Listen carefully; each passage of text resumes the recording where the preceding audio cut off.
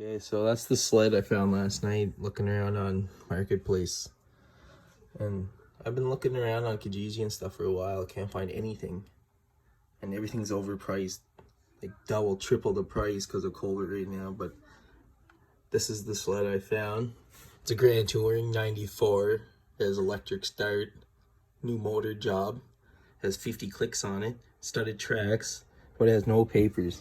But it runs and everything. He adjusted the carburetor last night.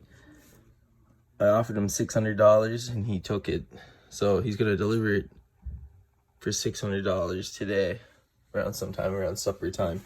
So I'm just showing you guys this before I purchase the machine.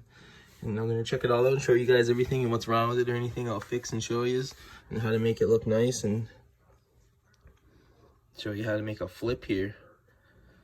I got $600 into it, so let's see if I had to put anything else into it to sell it. I think it's gonna sell fast during the COVID time because there's like nothing to do. Everyone wants to be on this Skidoo this winter, so stay tuned to this and we'll see how much we get and see what it is and how this goes. I picked it up, bro. It's a Grand Touring 580. Needs new spark plugs and stuff, but it still rips and fires. Needs a little bit.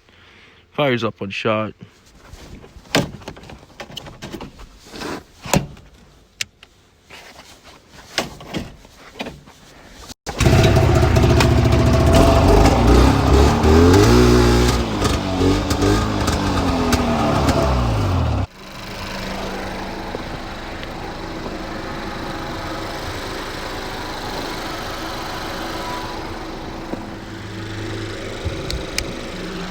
This is all on. Won't twist at all.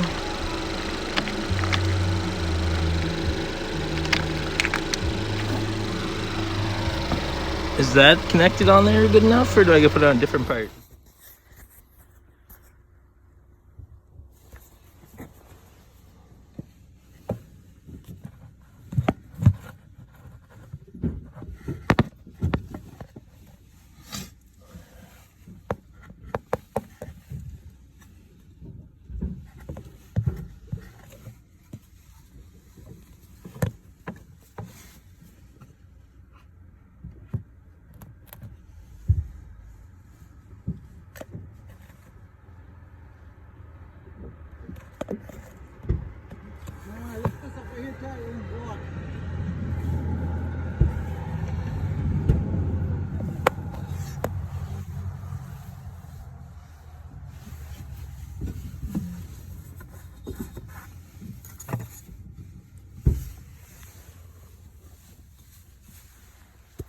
Okay, man, so I put the carburetor in, cleaned the carbs right out, and put the exhaust back on, man, gave it a couple of yanks, put a little bit of gas in.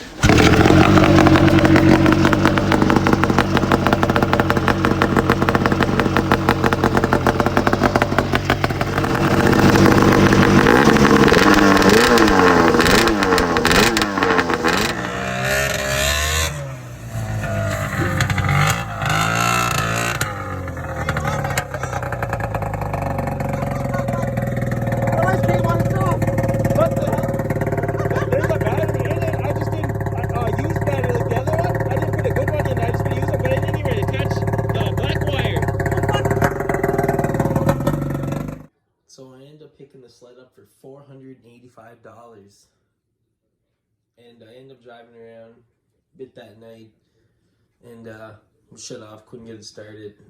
So I waited till the next morning. I woke up around 8 o'clock, worked on it till like 11 or 12 o'clock that night. So I worked on it all day, like the whole morning day. So it had a bad throttle response and it kept flooding itself and stuff. So I had to take off the exhaust. I took off the whole exhaust, the battery, the carburetor, the air box, the spark plugs, and just check the spark, check everything, make sure it was getting gas. It was getting way too much gas. So I ended up playing with the floats inside the carb, cleaning them up, and it just whoever cleaned them before me said they cleaned them and adjusted them the day before. So I ended up looking at that. So it really needed to be, the adjustments need to be cleaned and the little jets, pilot jets and stuff. And it just kept getting clogged up again and again every time I kept cleaning it, and the floats just kept sticking. So it did need a carb rebuilder. You could just keep cleaning and have the same problems and stuff.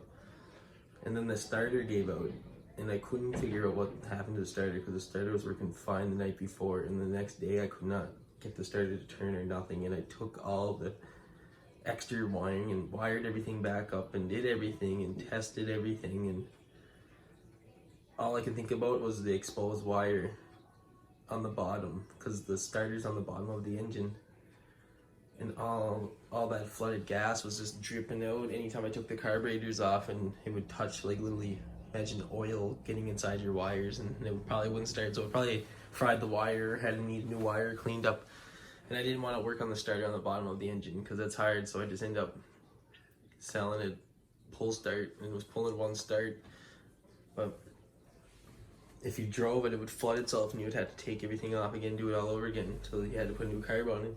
But I ended up selling it for, here's what I got. I got $800 out of it.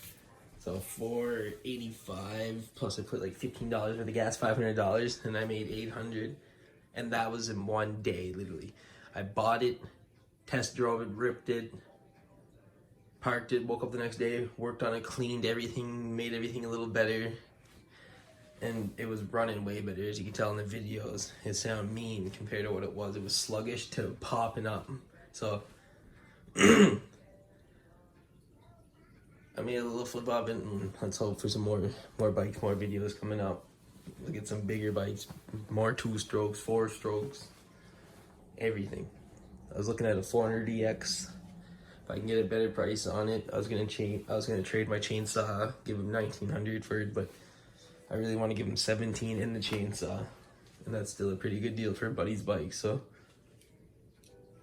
keep you guys updated. That's the flip, and this is the end of the video. And I actually bought a new tripod today with this camera thing, so my videos will be getting a little better.